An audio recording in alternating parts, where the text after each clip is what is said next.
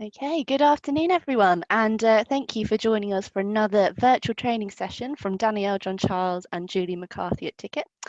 This one is on top 10 tips when working from home using Microsoft Outlook and Microsoft Word. Over to you, Danielle. Thank you, Megan. Good afternoon, everyone. My name is Danielle John Charles. I'm a lead consultant at Ticket. Today, myself and my colleague, Julie McCarthy, will be presenting this short virtual session on useful tips in Word and Outlook. Now, before I start this session, anybody using NetDocuments or Excel, Ticket will be running a series of virtual sessions over the next few weeks.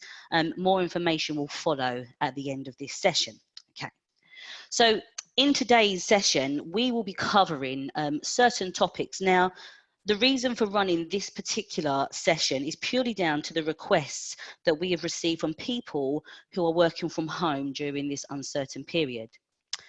For many of us, working from home is part of our everyday lives. But for some of you, this may be relatively new or an unfamiliar situation. Some of you may not have all of the support and equipment that you would normally have on your desk. So for example, many of us are used to working with 2 screens at the office, and perhaps at home, you're using a laptop. So based on this, we have put together a short virtual session on some useful features and tips that you can use in Outlook and Word that may benefit you whilst working from home.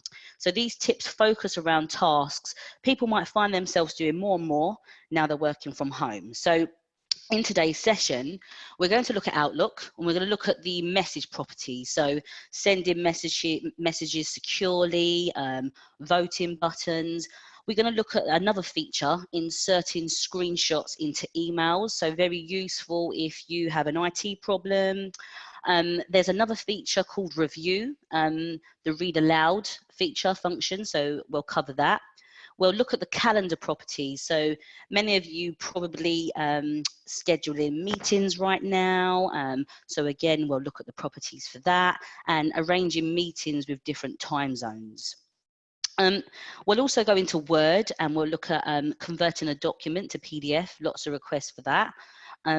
Clearing metadata, so how we can clear metadata before sending content. The ShowHide Ribbon feature, the quick access toolbar, and then working with more than one document. Okay, so we're going to look at all of these different types of functions. Okay, so we're going to start with Outlook. Okay, and bear with me a second while I switch over. So hopefully everybody can see my screen. Okay, bear with me a second. Okay, so I have an email here on my screen, and again, you know, in this period, there's lots of communication, lots of emails going back and forth, and sometimes some of the emails we send may be of a confidential nature. Okay, so I'm going to start with the message properties in Outlook. I've got this email. It contains some details, some information, and before I send this email, there's a few things that I can do with it in Outlook.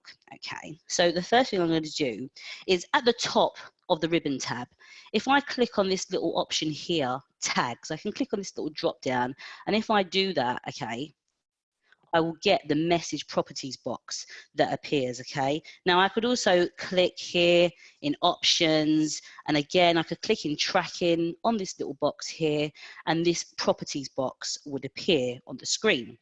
Now if I'm sending this email, there are a few things that I can do here. Okay, so I can add additional security labels, so I can mark the email as high, I can put the sensitivity as personal, private, confidential. So there's some of the things that I can do here.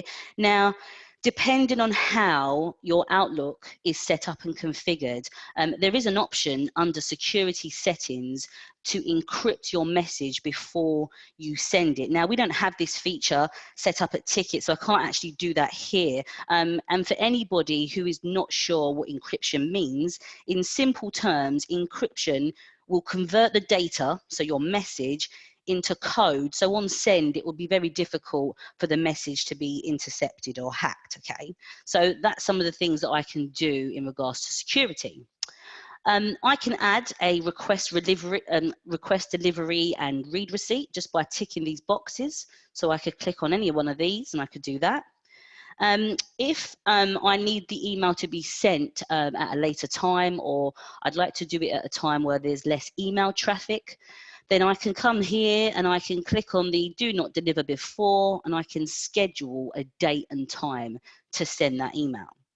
Okay, now if I'm sending this email on behalf of somebody else, I can click in this little checkbox here and I can have the replies sent to somebody else. I can simply type their email address here or click on the select names box and I can choose a name from there. Okay, and once I do that, when I click close and I send my email, I've just added some extra security layers to my email before sending.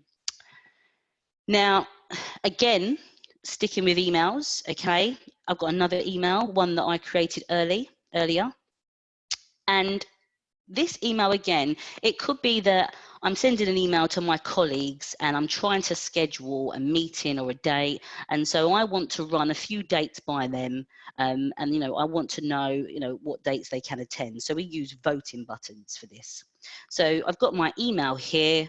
And again, sticking with the same feature. So again, in tags, I can click on this little option here and the properties dialog box will appear. Here, I can use the feature voting button. So I simply click in the box here, and what it will do is it will list some pre-configured voting options. So if I click on the arrow here, I can see there's a few configured ones, and I can actually do my own custom ones and just separate them with a semicolon. So for example, I may put 3rd April, 5th April. And now, when I click on close and I send this email, I should hopefully receive a response. Now, I do have an example of a response here, so I'm going to click on my response. So here's one that I created earlier. Now, when you send an email with voting buttons, okay, the recipient would receive an email similar to this. Now you can see up here, there's like a banner and it says that there's some voting. If you click on here, it's just giving you some information. And right at the top of the screen, you can see there's a vote option. And if I click on the drop down arrow, here are some of the options that I've added. And once I choose an option, the sender will get a response and they will see which choices the recipients chose. So that's how we can use voting buttons effectively when in Outlook, okay? Now, as I'm going through this training, you know, please feel free to add your questions. We have Julie McCarthy answering questions and we can answer the questions at the end of the session. So, sticking with emails and Outlook, I wanted to show everybody the screenshot feature, okay? So very good if you are having some sort of IT problem and you know you need to send a screenshot of your page or of a document, okay? So a really good feature here is I've created an email message. You can see that my cursor is in the email. And up here under the insert tab under the ribbon, you can see there is an option here called screenshot.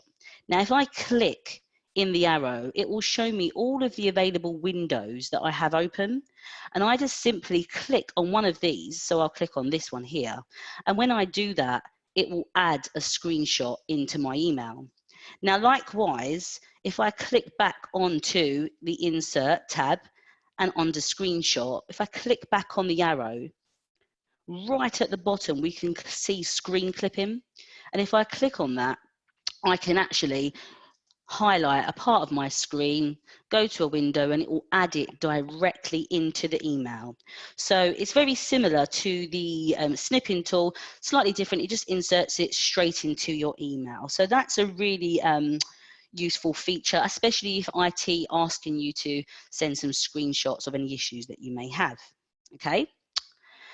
Now, I'm going to switch to an email, sticking in emails again. And I have an email that I've created earlier. Now, I'm going to set the scenario for this. This is the Read Aloud feature, and it's available in Microsoft Outlook and Word. So I'm going to set the scenario. It's late in the day. You have spent a lot of time at the screen. You're doing homeschooling. You've had your one allocated jog of the day and your eyes are feeling strained and tired. But you still have a really long email or document that you have to go through and review. And so, at this point, you may struggle with the email. You may feel tired. There is a feature here called Read Aloud. Now, I've got an email here. I'm going to highlight the contents of the email. Control A for everybody that wants to know the shortcut key for that. So I've highlighted my email, and over here, can everyone see there's a Read Aloud button? Now, I am hoping that when I click on this, you can hear it. But if I click on this, it starts to read the email back to me. Now, if you can't hear this, that's unfortunate. Hopefully some of you can. But you can hear the email and it's reading it along. Now, over here on the right-hand side, I can click on pause, and I can pause, I can go back, I can skip, I can do certain things with this recording.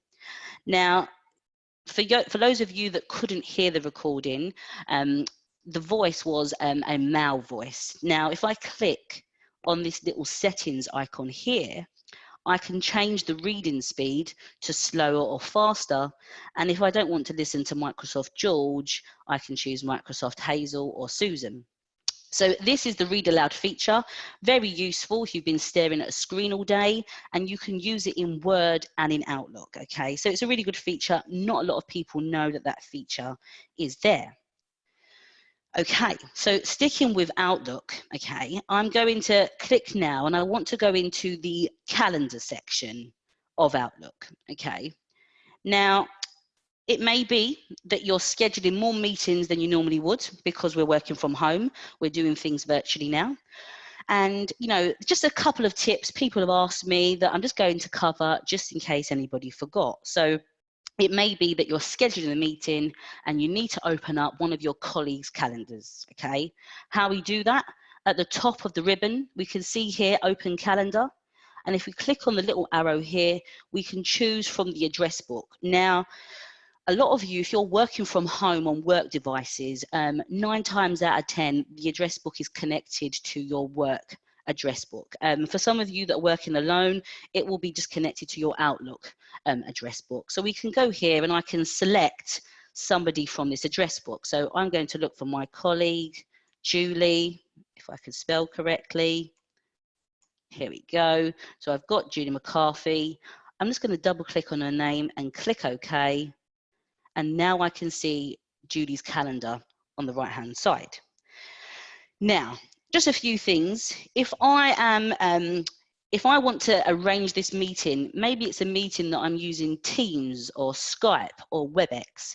It's quite important that if you are organising a meeting using Teams, you should actually use the button above. So we can see here I've got Teams, we have one over here for WebEx, but when you click on the actual Teams meeting or WebEx meeting, it puts the dial-in details at the bottom of your appointment. So again, when we schedule a normal meeting, the meeting is blank, but if we are scheduling a meeting using Teams, we should use the button at the top of the ribbon for this. Now, sticking with the scheduling, I can see I have Julie's calendar to the right-hand side, and I now want to schedule this meeting. Now, let's imagine that this meeting needs to, needs to bear in mind that Julie is based in Abu Dhabi. Now, I bet Julie would love to be in Abu Dhabi right now, but we'll just imagine that she's there. And I have to arrange this meeting. Now, you can see on my screen that here are the hours. So I can see that this is our time zone, okay? Now, I can actually add another time zone if the person who I'm scheduling the meeting for is based in another country. So how I do that, I come to the time zone and I'm going to right click my mouse. And here there is an option called Change Time Zone. So I'm going to click on that, okay, and I can see if I scroll down, there is this option here called Time Zone, and it's showing me that I can see the United Kingdom time zone. I want to show a second time zone, so I'm going to click here in this time zone. And in the label, I'm going to put AD for Abu Dhabi. Now, underneath here on time zone, if I click on the arrow, I can scroll through and I can search for the city or, wherever, whatever time zone I need. So it's quite a long list. So, thankfully I found Abu Dhabi. So I'm going to choose that here. And then I'm just going to click OK. And what that does now is it shows me both the time zones on the left of my screen. So now when I'm scheduling a meeting, I can see that 12 o'clock my time is actually 3 o'clock in Abu Dhabi. So it's a really good tip to help me when I'm scheduling meetings in Outlook. So there's 5 main tips to help you with home working in Outlook. I'm going to move over to Word now. Okay, so I'm going to click on the Word screen and I have a document here that I prepared earlier. So one of the top tips, one of the things I've been asked quite a lot is what is the quickest way for me to convert a document into PDF? The best way to do this would be File, Save As. I'm going to use the local Save As here, Browse. And as you can see, I've got the file name and where it says Save As Type, if I click on the drop down arrow, there's lots of different options that I can choose from. If I choose PDF and I click Save, the document will open up in PDF format, okay? And can everybody see that? That is the quickest way to do a save as PDF in Word. Now, back into Word, okay? And I'm going to stick to this document here, okay? So a few things in regards to documents, working with documents. Now, you just saw that I converted a document to PDF. Some people do that, they convert their document to PDF before they email it across, okay? Some people look at it as a way of protecting the document, okay? Now, there is also another feature which we can do, and that is to clear metadata from your document before sending it out, okay? It's just another way, I suppose, of clearing the document of any nasty hidden data that you don't want. Now, for anyone who is not sure what metadata is, it's a set of data that describes and gives information about other data. In other words, it's hidden information contained in your document, such as document properties, hidden text, etc. So a really simple, effective way to clear metadata from your documents before sending is if you click on File, you can see here there's an option down here called Check for Issues, Inspect Document. So I'm going to click on here and I'm going to choose Inspect Document. Now before I do that, I just want to go back really quickly to my screen. This is just a plain document and you can see there's nothing in the header or footer, nothing, just looks like a plain document, okay? Now I'm going to click on File, Check for Issues, and can everybody see there's an option at the top that says Inspect Document. So I'm going to click on that. And what this does is it will check your document to see if there are any document properties, embedded documents, any revisions, hidden text, anything that we can't see, it's going to check and inspect the document for. So I'm going to click on Inspect, and you can see that it's come back and it's let me know that it's found document properties. If we scroll down, it's found stuff in the footer, and there was some hidden text. Now, when I just looked at the document, it was a pretty straightforward document, and actually running this inspection has found this metadata. So I had the choice, I can go here and I can start to remove the metadata if I want to. And when I click close and save, that's just a really quick way to remove metadata from a document before sending, okay?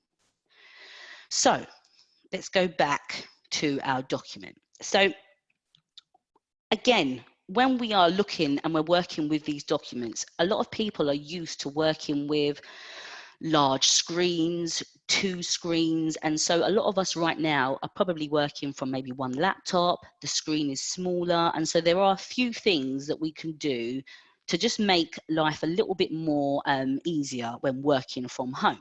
So one of the things that we can do is the ShowHide Ribbon.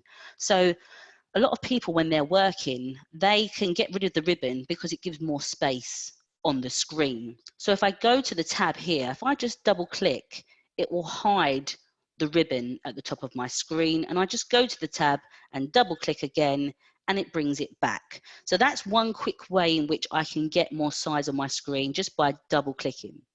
Now, a lot of people, when they do this and they work with their screen like this, they build up the quick access toolbar. And this is a toolbar at the top of your screen that you can build up with word functions that are relevant to you.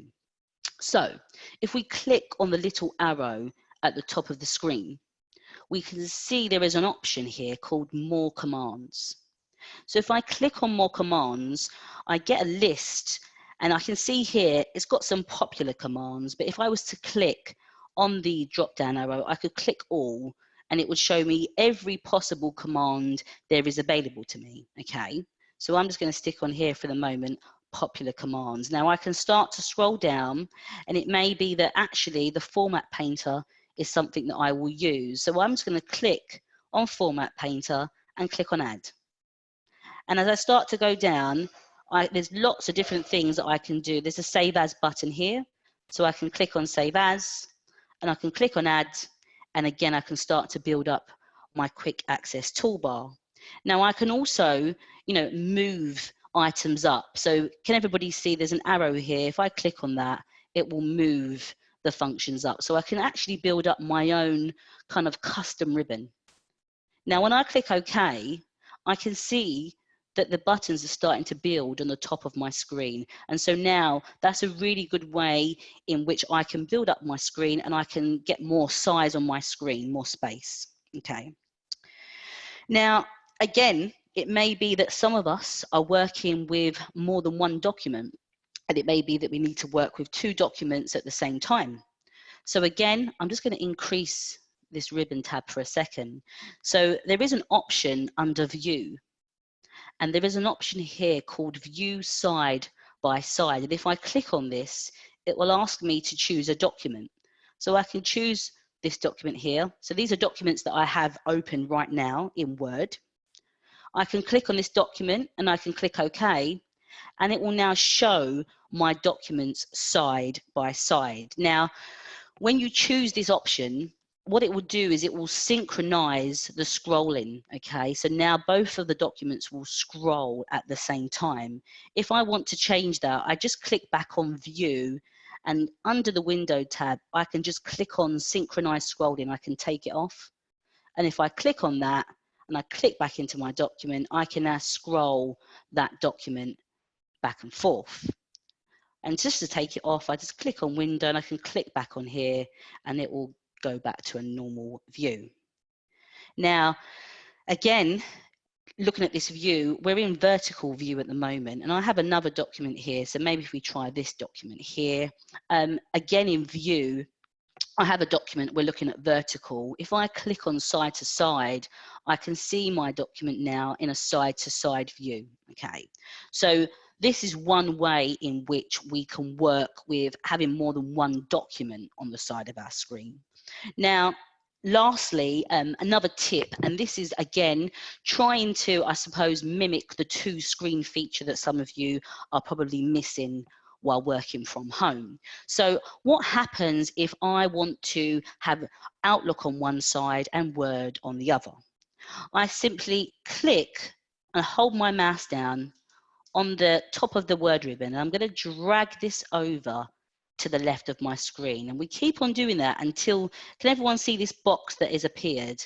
It's just appeared on the screen like a mirror box, and when I let go, it will now dock my Word page here on the left hand side. Now if I was to click into Outlook again, or here I can, if I click in, actually if I click on the calendar, I could get my calendar, and I could also drag that over again, and it will dock on the screen. And again, we can play around with this. So now when I click into Word, sorry, this one here, and I click onto my, where are we? Calendar. There we go, it worked in the end. I now have my Word on one side and my Outlook on the other. Very useful if I have an email and I want to copy content from the email into my Word document. Okay, guys. So that is the end of the virtual session. Do we have any questions? I'm going to just stop the screen share for a second, and I'm going to just move over to the questions now. So are there any questions that's come through on this session?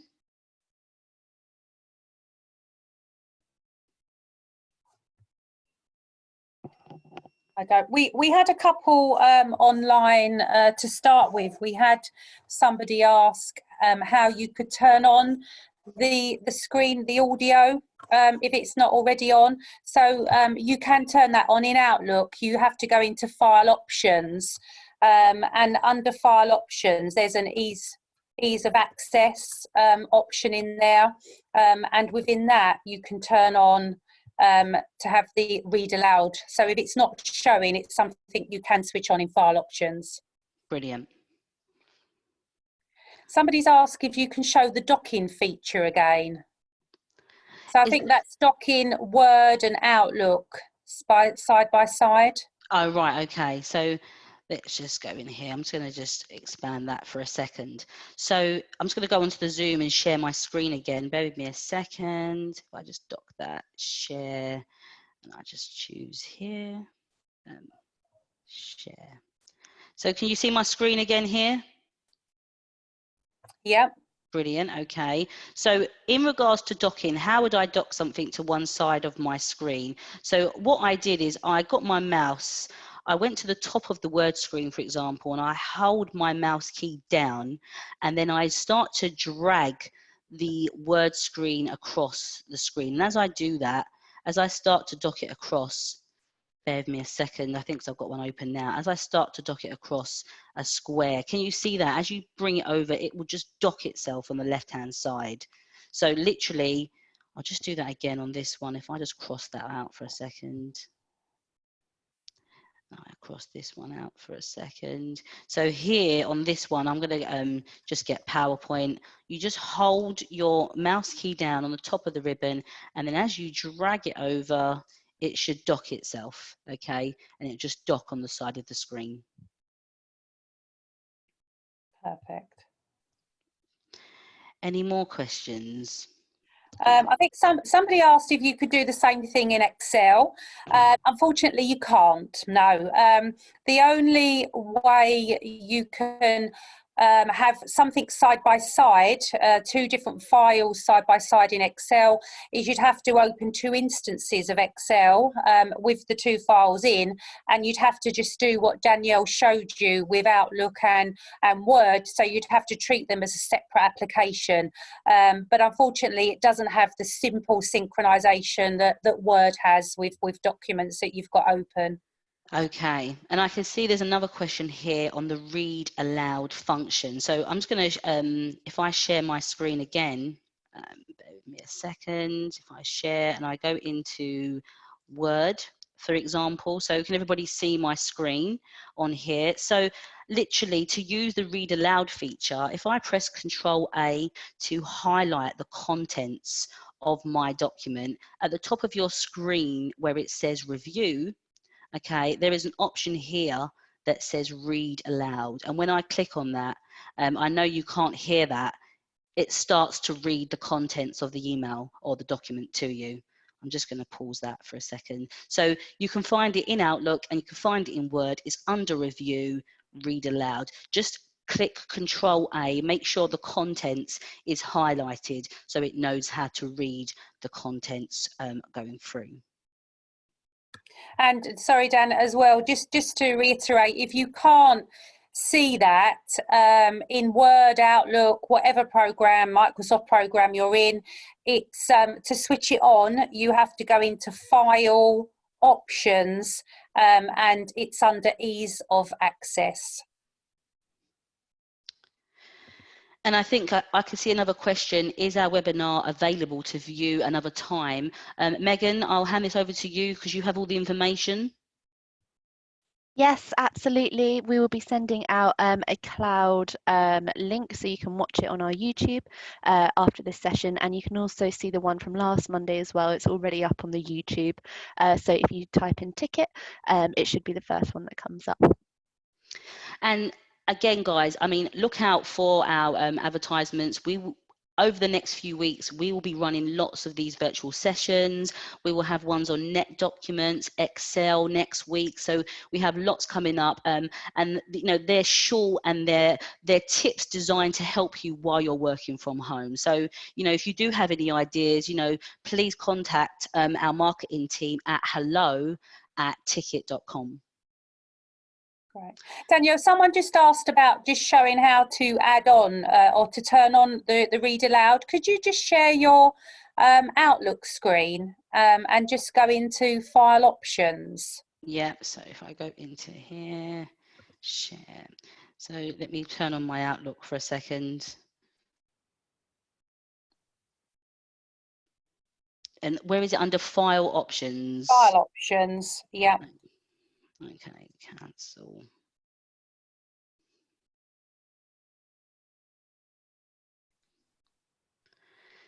Nearly there, nearly there. I didn't realise you'd closed it down, sorry. No, baby, it's not a problem. We can just find it. It should be on here. It's just taking a little moment. Here we go. So if we click on File. Yeah, File.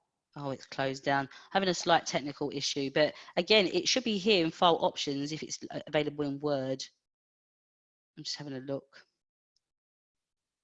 It's under ease of access, but the actual way to turn it on is exactly the same place if you do it in Outlook. But in Outlook, when you come into here, there is an option to switch on the Read Out Loud. So you just have to do it within Outlook when you've got that open, but come to the same place as Danielle has just come. So File, Options. File, Options, and then here, ease of access. Yeah, but if you do that through Outlook, there'll be an option to turn on Read Out Loud. And you can see here, provide feedback with sound. So there's lots of things that you can do here. Okay. Any more questions before we, I'm just going to check on here before we end the session.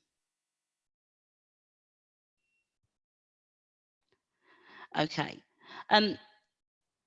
So thank you very much for everybody to join the session today. Any queries, again, please email your queries to hello@ticket.com. And again, we look forward to hearing from you or connecting with you next week. Stay safe, everybody, and thank you very much. Thank you very much.